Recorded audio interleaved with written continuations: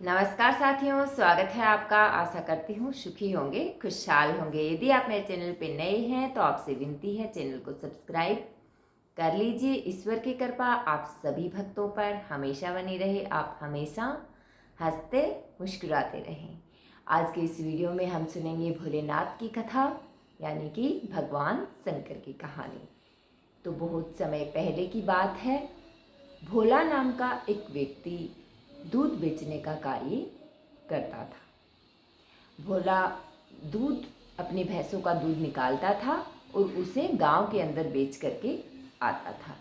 जब वो दूध बेच देता था तो जो दूध बचता था वो वापस आते वक्त वो रोज भगवान शंकर के मंदिर में जाकर के शिवलिंग पे चढ़ाता था, यानी कि शिव जी का अभिषेक करता था।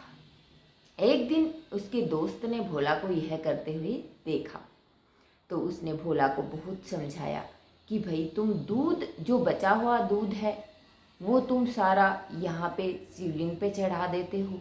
तुम्हें पता है लोग तो थोड़े से दूध में पानी मिला करके शिवलिंग पे चढ़ा देते हैं। तुम भी कल से ऐसा ही करना और जो दूध बचा हुआ है उसे अपने घर ले जा करके उसका दही बना करके उससे उसका मक्खन बना करके बेच देना। इससे तुम्हें बहुत अधिक फायदा होगा। इस पर भोला ने कहा कि नहीं, मुझे ऐसा नहीं करना है। मैं तो अनाथ हूँ और मैं भोलेनाथ को अपना पिता मानता हूँ, तो भला मैं अपने पिता को पानी मिला दूध कैसे चढ़ा सकता हूँ। मैंने जब लोगों को देखा कि वो तो जल मिला करके दूध के अंदर भगवान का अभिषेक कर रहे हैं, तो मैंने सोचा इससे तो भोलेनाथ पतले हो जाएंगे, इसीलिए तो मैं ये दूध चढ़ाता हूँ। तो भला मैं पानी मिला करके कैसे चढ़ा सकता हूँ, ये तो मेरा रोज का नियम है। भोला की बातें सुन करके उसका दोस्त हंस करके वहाँ से चला गया। भोला का रोज का वही नियम रहता था। एक दिन बारिश हुई तो भोला दूध बेचने के लिए नहीं जा सका। इस पर उसका सारा का सारा दूध घर में ही रह गया। अब वो सारा दूध लेकर के भगवान का अभिषेक करने के लिए मंदिर में चला जाता है।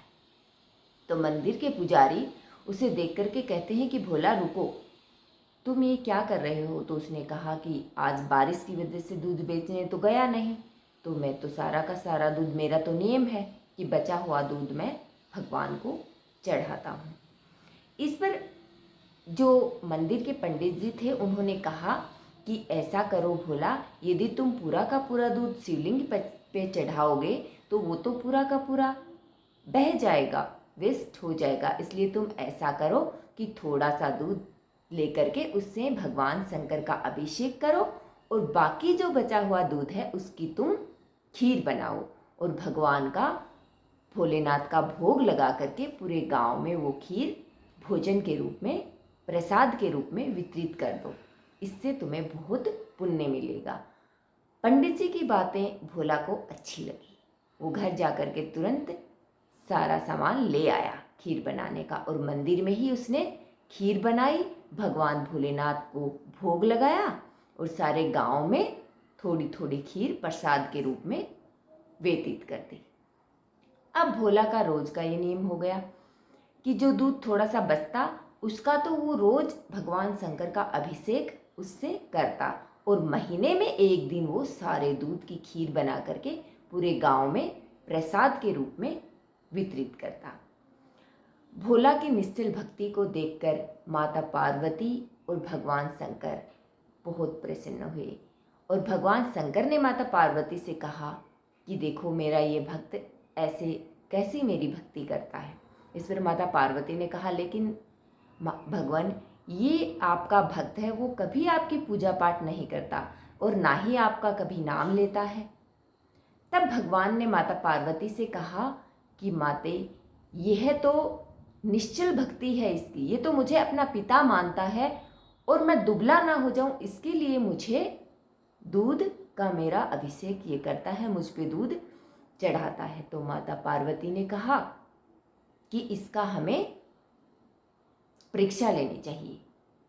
अब भगवान शंकर और माता पार्वती भोला की परीक्षा लेने के लिए पृथ्वी पर एक सेठ सेठानी का भेष बना करके आ जाते हैं और भोला के घर जाते हैं।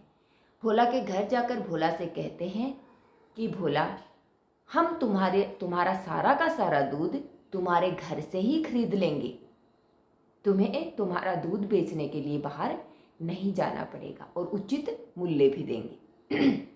इस पर भोला कहता है कि ठीक है, खरीद लेना अच्छी बात है, लेकिन मैं आपको सारा दूध नहीं दूंगा, थोड़ा सा दूध मैं भगवान के अभिषेक के लिए रखूंगा, बाकी दूध आप ले सकते हैं। इस पर सेठ सेठानी बोले कि नहीं, हमें तो बहुत सारा दूध चाहिए और यदि तुम सारा दूध हमें देते हो तो हम 4 गुना पैसे तुम्हें देंगे। इस पर भोला ने कहा कि नहीं, मेरा नियम है, मैं वो नहीं तोड़ सकता और इतना दूध तो मैं रखूंगा, यदि आपको लेना है तो लो, वरना जाओ। तो सेठ सेठानी वहाँ से चले जाते हैं। अब सेठ सेठानी एक गरीब पति पत्नी का भेष बना करके और गांव के अंदर बैठ जाते हैं। जब भोला दूध बेच करके वापस आ रहा होता है तो वो रोने लगते हैं। रोने की आवाज़ सुन करके भोला उनके पास जाता है और कहता है कि भाई क्या बात हुई। तो वो कहते हैं कि हम पति पत्नी 2 दिन से भूखे हैं, हमने कुछ भी नहीं खाया। तो भोला जो बचा हुआ दूध था वो उन्हें दे देता है पीने के लिए, आधा आधा वो पी लेते हैं। तब वो पूछते हैं कि तुम ये दूध लेकर कहाँ जा रहे थे। तब उसने बताया कि मैं तो मंदिर जा रहा था, मेरा रोज का नियम है भगवान भोलेनाथ को अभिषेक करना, मैं उन्हें अपने पिता मानता हूँ और आप भी उन्हीं की संतान हैं, इसलिए मैंने ये दूध आपको दे दिया, क्योंकि पिता अपनी संतान को कभी भी भूखा नहीं रख सकते, वे स्वयं भूखा जरूर रह लेंगे।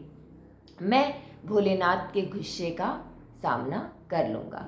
यह बात सुन माता पार्वती और भगवान शंकर अपने असली रूप में आ जाते हैं और भोला को दर्शन देते हैं।